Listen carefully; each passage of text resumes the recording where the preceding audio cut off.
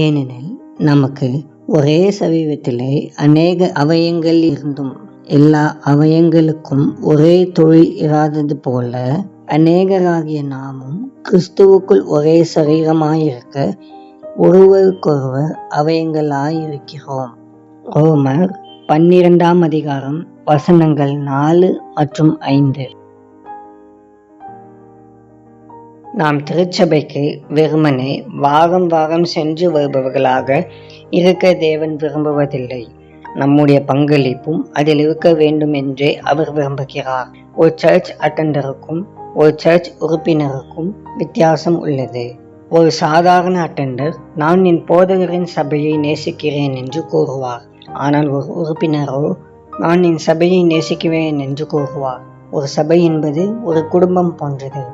நாம் வாழ்கின்ற இந்த நாட்களில் குழப்பங்கள், கவனச்சிதறல்கள், தடைகள், தாமதங்கள் மற்றும் சிரமங்களால் எளிதாக திசை திருப்பப்படலாம். ஆனால் நாம் திருச்சபையை குடும்பத்துடன் இணைந்து செயல்படும் போது அது தேவனுடைய ராஜ்யத்தின் மீது நம்முடைய முழு கவனத்தையும் செலுத்த உதவுகிறது. மேலும் நாம் வசனத்திலும் விசுவாசத்திலும் வளரவும் பிரச்சனைகளை எதிர்கொள்ளவும் தேவையான போதனைகளையும் ஆதரவையும் தருகிறது.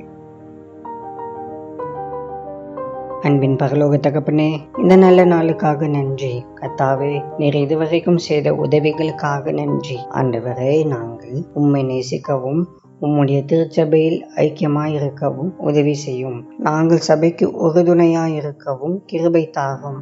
ஆண்டவரே, உம்மோடு நாங்கள் உறவாடவும் உம்மையே பற்றி கொள்ளவும் உதவி செய்யும். நீர் எங்களை நேசிப்பதற்காக நன்றி. இயேசுவின் மூலம் ஜெபிக்கிறோம் பிதாவே. ஆமேன்.